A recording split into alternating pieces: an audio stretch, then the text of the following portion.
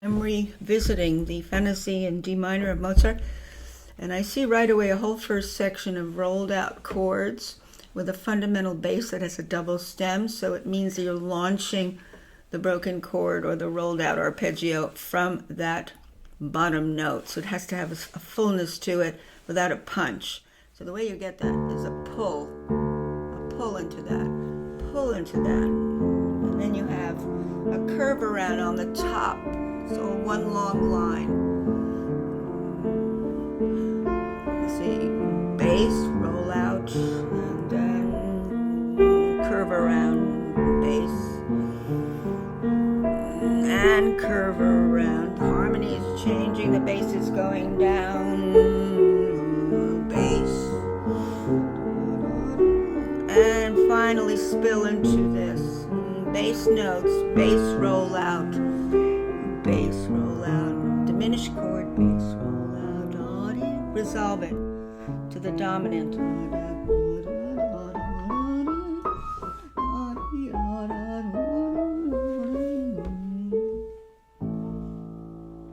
That's like an introduction. Now this is going to be slower, and I'm playing this a little behind tempo because that's really andante what I just played. But assuming we're a little at back tempo, then adagio's even slower.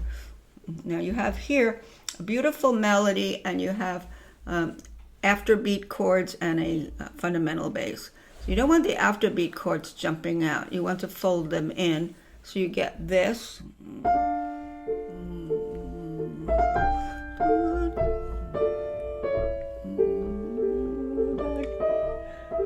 This is a sequence, so deeper.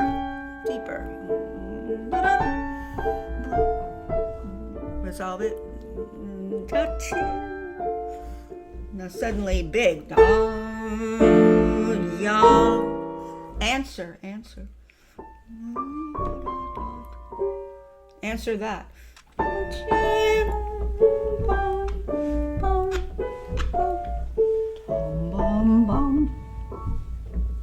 Now suddenly, it goes back and forth. Suddenly we have the Sturm und Drang, now the very intense E's that are repeated, and I tend to use a pulling on the wrist. The wrist pulls the notes out this way instead of up and down. So you want to pull these gorgeous notes out.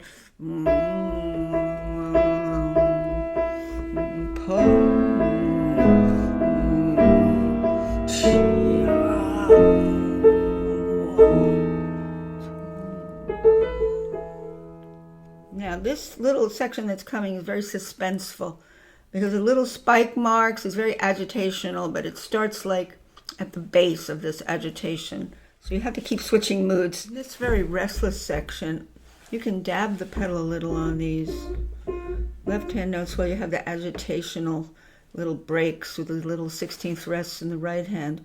It's like kind of a restless feeling.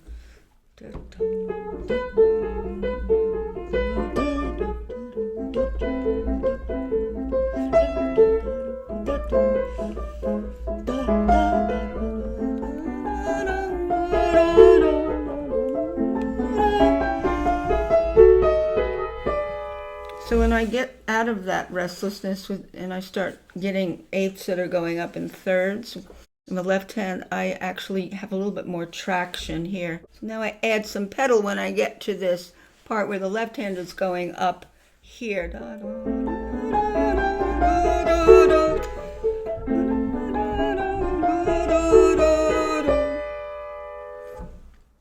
Now I'm back to this.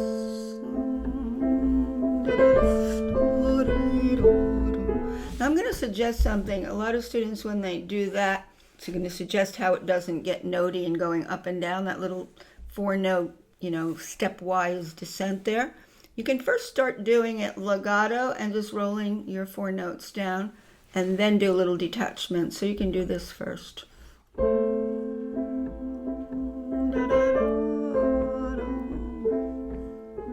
So you get that long line, that seamless line going down.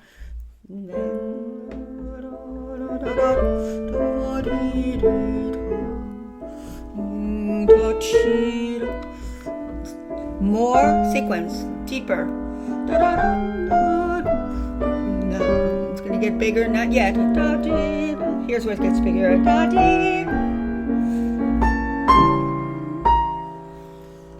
so careful that you see crescendo, it doesn't come too soon. Even when it says crescendo, at the moment it says crescendo, it means you have to start below to do a crescendo. Most students start crescendos too soon. So you can see the crescendo doesn't come until starting here, or he does this. And it's mostly the right hand, because you're not going to chug out after beats. After beats are like, kind of have a little spongy underpinning, a spongy bedding is what you want there. Under voice is not jumping out. And I'll go back to showing you that.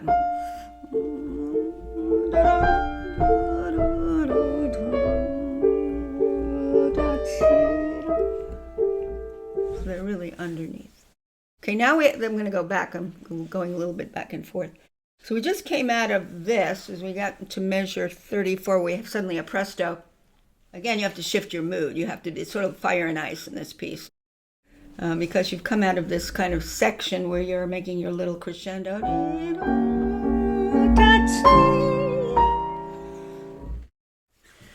So this presto, very quick 16th notes presto means quite quick. I tend to use a little bit of a flutter pedal on it. When I get to the bass with the ascending diminished chord, I use one pedal.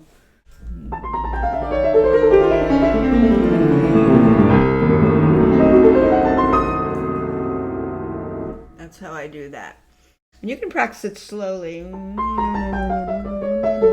of traction.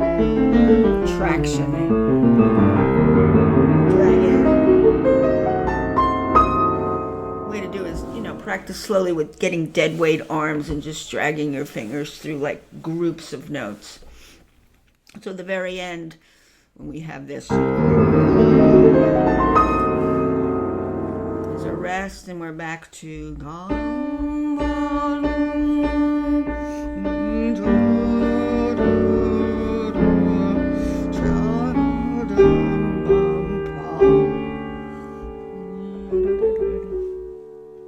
back to verse.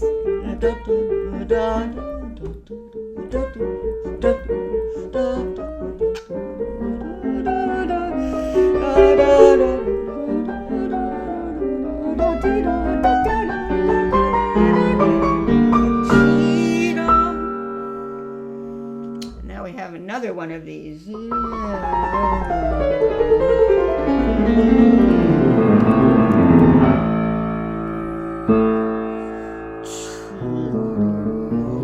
the way, a lot of traction. Right. And I try to get, again, the traction of this. It's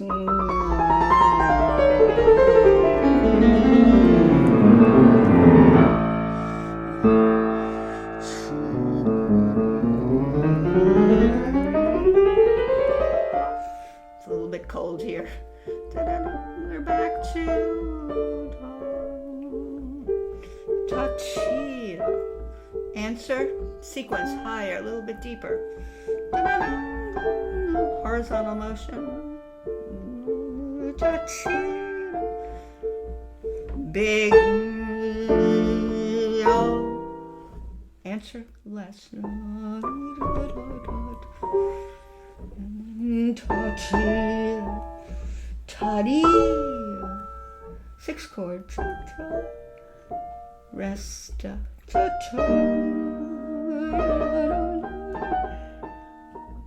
Very big. Take your time.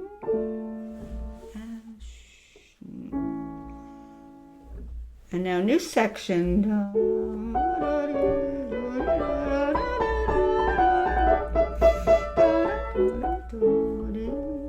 Very expressively dolce.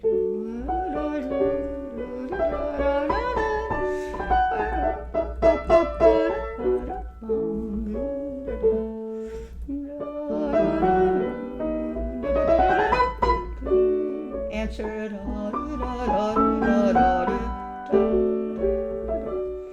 Repeats.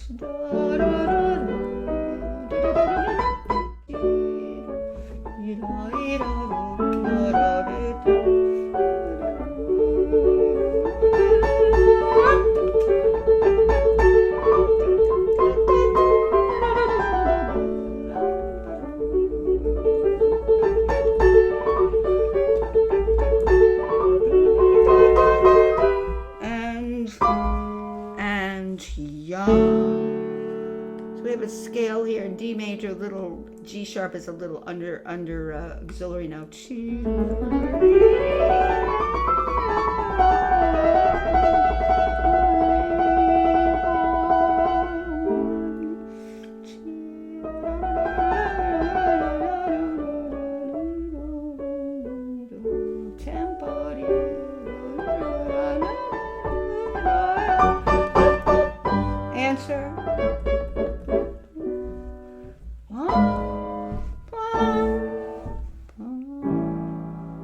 Very soft.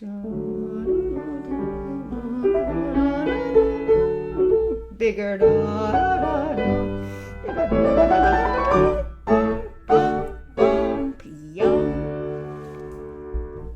So for this Alberti bass, where you have rapid 16ths in the left hand, keep your wrist very supple. So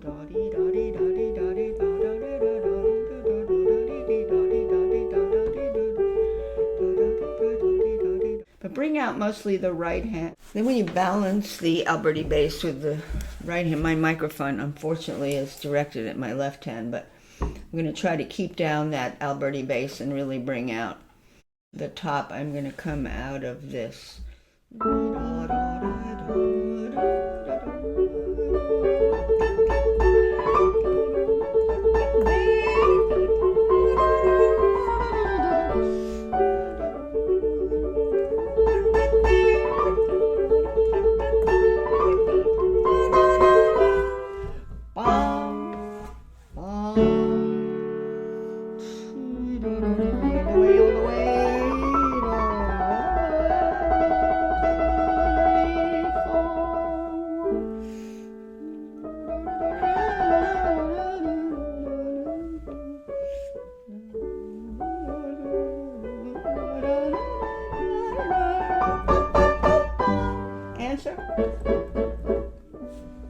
Wow. Again.